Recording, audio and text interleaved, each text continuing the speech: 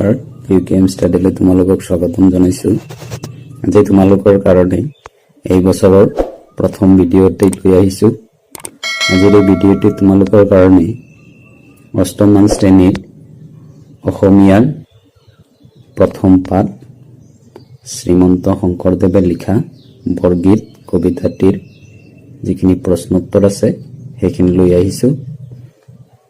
প্ৰশ্নোত্তৰলৈ যোৱাৰ আগতে এই কবিতাটি তোমালোকে ভালদৰে বুজি মেলি মুখস্থ কৰিব লাগিব, কাৰণ এইটো কবিতাটো হৈছে ব্ৰজাৱলী ভাষাত লিখা এটি কবিতা। তোমালোকে আচাৰ্যই হয়তো ভালদৰে তোমালোকে এইটো বুজাই দিছে, তো মই এইখিনি লৈ নাযাওঁ। মই ইয়াৰ প্ৰশ্নোত্তৰখিনি আলোচনা কৰিম। প্ৰশ্নোত্তৰলৈ যোৱাৰ আগতে সেইটো তোমালোকে চোৱা, মহাপুৰুষ শংকৰদেৱে প্ৰথমবাৰ তীৰ্থ ভ্ৰমণ কৰোঁতে বদৰিকা আশ্ৰমত উপস্থিত হওঁতে ৰচনা কৰিছিল মন মেৰি ৰাম চৰণহি লাগু বৰগীতটি। 1490 খ্ৰীষ্টাব্দ মানত ৰচনা কৰা এই বৰগীতটিকে প্ৰথম বৰগীত বুলি ভবা হৈছে। এইটো তোমালোকৰ এটা কুৱেশ্যন আহিব পাৰে যে প্ৰথম বৰগীতটিৰ নাম কি আৰু কিমান চনত ৰচনা কৰা হৈছিল। তাৰ পাছত আহা শব্দটোকা অৰ্থাৎ শব্দ অৰ্থ, এইখিনি তোমালোকৰ বহুত দৰকাৰী, ইয়াৰ পৰা আহিবই। বাই মানে বজাই, ভুলেই ভুল যায়, ৰহিয়া ৰৈ, গণ্ড গণ্ডা বা গলত থকা ৰেখা, মধুপ মানে ভোমোৰা, ত্ৰিভংগ মানে ডিঙি কঁকাল আঁঠু বেকা কৰি থিয় হোৱা কৃষ্ণৰ ৰূপ।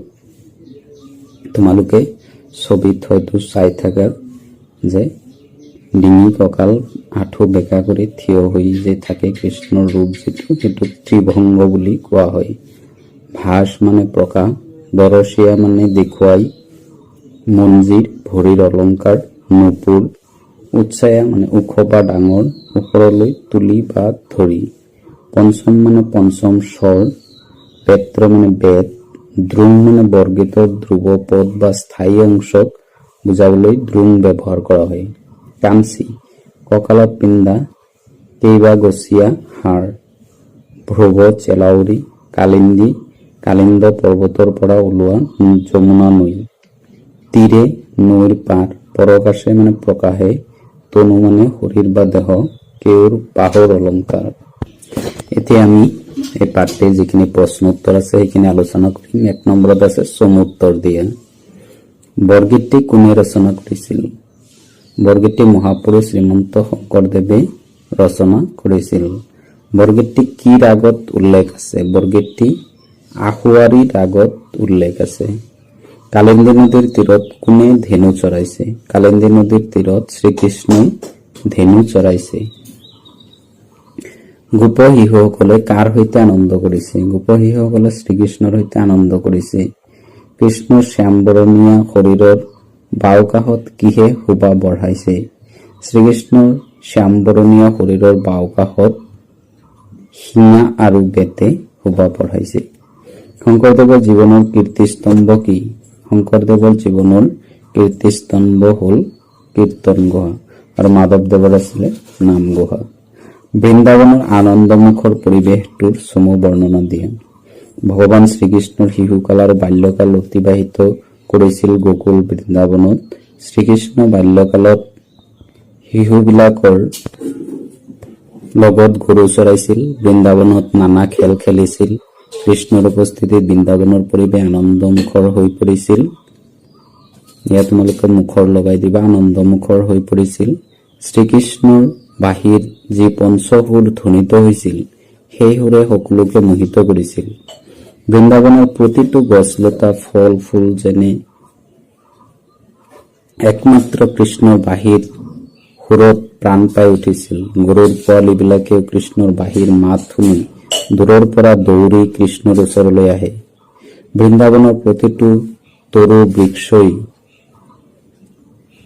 কৃষ্ণক ভাল পায়, চিনি পায়।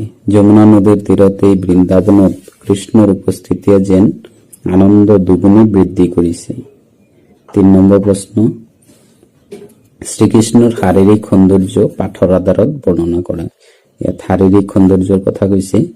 শ্ৰীকৃষ্ণৰ শৰীৰৰ বৰণ শ্যামবৰণীয়া আৰু এই শ্যামবৰণীয়া শৰীৰত হালধীয়া ৰঙৰ এখন বস্ত্ৰ পৰিধান কৰে। তেওঁ কণ্ঠত কৌস্তভ মালা পিন্ধে, কৰ্ণত মকৰ কুণ্ডল দোলে আৰু বাহুত কেউৰে শোভা বৰ্ধন কৰে।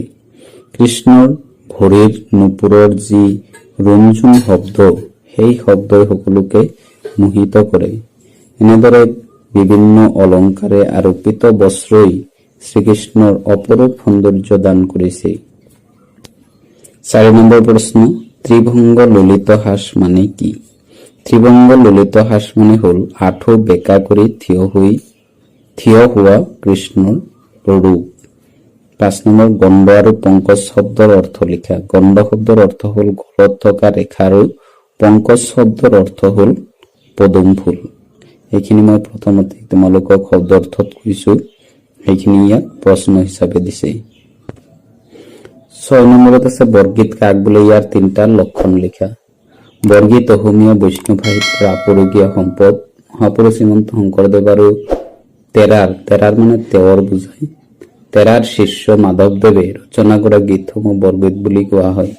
ইয়াৰ 3টা লক্ষণ হল, বৰগীতবোৰৰ মূল ভাষা ব্ৰজাৱলী হয়, মইতো তোমালোকক প্ৰথমতেই কৈছো। বৰগীতসমূহ শাস্ত্ৰীয় ৰাগ আৰু তালযুক্ত, অৰ্থাৎ ইয়াক কি ৰাগত গোৱা হয় তাৰ উল্লেখ থাকে। বৰগীতসমূহত আধ্যাত্মিক ভাৱৰ প্ৰাধান্য বেছি। 7 নম্বৰ, ভটিমা কাক বোলে, ই কেই প্ৰকাৰ আৰু কি কি? ভটিমা হল এক শ্ৰেণীৰ প্ৰশস্তিমূলক গীত। পুৰণি কালত ভাট নামৰ এক শ্ৰেণীৰ লোকে এই গীত গাইছিল। ভাটৰ মূলৰ পৰা সৃষ্টি হোৱাৰ বাবে এই ভক্তিমূলক পদসমূহক ভটিমা বুলি কোৱা হয়। ভটিমা 3 প্ৰকাৰৰ, ৰাজ ভটিমা, দেৱ ভটিমা আৰু গুৰু ভটিমা। 8 নম্বৰ আছে ব্যাখ্যা। কেউৰ কংকন কৰে উৰে বনমালা ললে, মধুৰ মধু বোলে। উক্ত বৰগীত ফাঁকি, ইয়াত তোমালোকে কবিতা ফাঁকি লিখিলে নহব, ইয়াত লিখিব লাগিব বৰগীত ফাঁকি। উক্ত বৰগীত ফাঁকি আমাৰ পাঠ্যপুথিৰ অন্তৰ্গত মহাপুৰুষ শংকৰদেৱৰ দ্বাৰা বিৰচিত আশুৱাৰী ৰাগত ৰচিত বৰগীতটোৰ পৰা তুলি দিয়া হৈছে। উক্ত বৰগীত ফাঁকিৰ জৰিয়তে যমুনা নৈৰ তীৰত ধেনু চাৰি থকা শ্ৰীকৃষ্ণৰ অপৰূপ, ইয়াত অপৰূপ লগাই দিবা, অপৰূপ সৌন্দৰ্যৰ বৰ্ণনা কৰিছে। শ্ৰীকৃষ্ণ হল ভগৱান বিষ্ণুৰ পূৰ্ণ অৱতাৰ। বাল্যকালতে যমুনা নৈৰ তীৰত গোপ শিশুসকলৰ লগত গৰু চৰাইছিল। এই গৰু চৰোৱা সময়ত শ্ৰীকৃষ্ণৰ ৰূপে ভুৱন বোলাইছিল। তেওঁ পঞ্চসুৰে যি বাঁহী বজাইছিল, সেই সুৰে সকলোকে মোহিত কৰিছিল। শ্ৰীকৃষ্ণৰ শ্যামবৰণীয়া দেহটো পীত বস্ত্ৰেৰে আবৃত। তেওঁ নানা অলংকাৰ পৰিধান কৰিছে। তেওঁৰ মূৰত ময়ূৰৰ পাখি, কাণত কুণ্ডল, বাহুত কেউৰ কংকন, ভৰিত নুপুৰ আৰু ডিঙিত বনফুলৰ মালা পৰিধান কৰিছিল। ভুন ভুন কৰি থকা ভোমোৰাবোৰেই শ্ৰীকৃষ্ণৰ ডিঙিৰ বনমালা দেখি মোহিত হৈ পৰিছে। গতিকে দেখা যায় প্ৰকৃতৰ প্ৰতিটো বস্তুৱে শ্ৰীকৃষ্ণৰ ৰূপত বিভোৰ আৰু এই ৰূপে সকলোকে চুম্বকৰ দৰে আকৰ্ষণ কৰিছে। 6 নম্বৰ, ত্ৰিভংগ ললিত হাস, কৰু হৰি ভূয়ৰ বাস, দৰসীয়া লীলা বিলাসে। উক্ত বৰগীত ফাঁকি আমাৰ পাঠ্যপুথিৰ অন্তৰ্গত মহাপুৰুষ শংকৰদেৱৰ দ্বাৰা বিৰচিত আশুৱাৰী ৰাগত বিৰচিত বৰগীতটিৰ পৰা তুলি দিয়া হৈছে। উক্ত বৰগীত ফাঁকি শংকৰদেৱে ভগৱান শ্ৰীকৃষ্ণৰ ৰূপৰ কথা বৰ্ণনা কৰিছে। শ্ৰীকৃষ্ণ হৈছে ভগৱান বিষ্ণুৰ পূৰ্ণ অৱতাৰ। তেওঁ শ্ৰীকৃষ্ণ ৰূপে যেতিয়া নন্দ যশোদাৰ ঘৰত পালিত হৈছিল, তেতিয়া লৰালি কালত বৃন্দাবন বানানটো ভুল হৈ আছে, বৃন্দাবনত হব, যমুনা নদীৰ পাৰত লগৰ লগৰীয়াৰ লগত গৰু চৰাইছিল। এই গৰু চাৰোতে কদমৰ লগত বাঁহী বজাইছিল। কদমৰ তলত হব, লগত নহয়, কদম গছৰ তলত বাঁহী বজাইছিল। এই সময়ছোৱাত শ্ৰীকৃষ্ণৰ ৰূপে গোটেই ত্ৰিভুৱন বোলাইছিল। তেওঁ আঁঠু দুটা বেকা কৰি কদমৰ তলত থিয় হৈছিল আৰু বাওঁকাষে হিংগা বেদ বেণু লৈ আনন্দেৰে যাবলৈ লৈছিল। ইয়াত কৃষ্ণৰ হাঁহি শুনা মুখ, চেলাউৰি আদি দেখিলে তেওঁ যে বৃন্দাবনত অনেক লীলা কৰি আছে সেইটো প্ৰকাশ পায়। গতিকে জগতৰ হৰি শ্ৰীকৃষ্ণৰ মহিমা অপাৰ। তেওঁৰ বাঁহীৰ সুৰত বৃন্দাবনত গোপ গোপিনীৰ লগতে চৰাই চিৰিকটি জীৱ জন্তু সকলো মুগ্ধ হয়। নানা অলংকাৰ পৰিধান কৰি তেওঁ যেতিয়া বৃন্দাবনত বাঁহী বজায় তেতিয়া তিনিও লোক মোহিত হয়। 9 নম্বৰ, শংকৰদেৱৰ সাহিত্য কৃতিৰ বিষয়ে চমুকৈ লিখা। তোমালোকৰ কিতাপত দিয়াই আছে, তাৰ পৰা লিখিলে হ'ল। মধ্যযুগীয় অসমীয়া সাহিত্যৰ মধ্যমণি হ'ল মহাপুৰুষ শ্ৰীমন্ত শংকৰদেৱ। অসমত বৈষ্ণৱ ভক্তি ধৰ্ম প্ৰচাৰ আৰু প্ৰসাৰৰ বাবে এইজনা গুৰুৱে আমাৰ বাবে সৃষ্টি কৰি থৈ গৈছে নাট, প্ৰতিমা, গীত, পদ আদি। তেওঁ ৰচনা কৰি যোৱা সাহিত্য কৃতিসমূহ হ'ল কাব্য, শৰৎচন্দ্ৰৰ উপাখ্যান, ৰুক্মিণী হৰণ, বলি চলন, অমৃত মন্থন, অজামিল উপাখ্যান আৰু কুৰুক্ষেত্ৰ। অংকীয়া নাট, পত্নী প্ৰসাদ, কালীয় দমন, কেলিগোপাল, ৰুক্মিণী হৰণ, পাৰিজাত হৰণ আৰু ৰাম বিজয়। চিহ্নযাত্ৰা নাটক বুলি নধৰি ধৰ্ম প্ৰচাৰৰ সূচনা কৰা এক যাত্ৰা অনুষ্ঠান বুলিহে কোৱা হয়। গীত, বৰগীত, ভটিমা, টুটয় আৰু চপয়, নাম প্ৰসংগ, কীৰ্তন ঘোষা আৰু গুণমালা, ভক্তিমূলক সংগ্ৰহ, ভক্তি প্ৰতীক, ভৌতৃ ৰত্নাকৰ, মিমি নৱসিদ্ধ সংবাদ, অনাদি পাতন, অনুবাদমূলক গ্ৰন্থ ভাগৱতৰ মানে প্ৰথম, দ্বিতীয়, ষষ্ঠ, অষ্টম, দশম আৰু একাদশতম স্কন্ধ আৰু উত্তৰাখণ্ড ৰামায়ণ। তেওঁৰ ৰচনাৱলীৰ ভিতৰত কীৰ্তন ঘোষাক তেওঁৰ জীৱনৰ কীৰ্তিস্তম্ভ বুলি কোৱা হয়।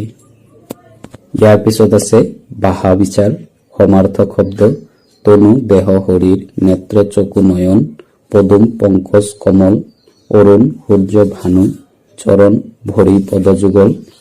তাৰপিছত আছে আধুনিক ৰূপ, মানে আগৰ যিটো আধুনিক ৰূপ লিখা। বাস মানে প্ৰকাশ, ধ্ৰুৱ মানে চেলাউৰি, পেত্ৰ মানে বেদ, মধুপ ভোমোৰা, দৰচীয়া মানে দেখুৱাই। তো ছাত্ৰ ছাত্ৰীসকল, এইখিনি আছিলে এই পাঠটোত থকা যিখিনি অনুশীলনী প্ৰশ্নোত্তৰ, এইখিনি তোমালোকক দিয়া হ'ল। আশা কৰোঁ তোমালোকৰ ইয়াৰ পৰা যথেষ্ট লাভ হ'ব। তো তোমালোকৰ যদি এই ভিডিঅ'টি চাই ভাল লাগে তেনেহ'লে মোৰ এই ভিডিঅ'টো সকলোলৈকে শ্বেয়াৰ কৰিবা আৰু যিসকল মোৰ চেনেললৈ নতুনকৈ আহিছা মোৰ চেনেলটো ছাবস্ক্ৰাইব কৰি দিবা। ধন্যবাদ।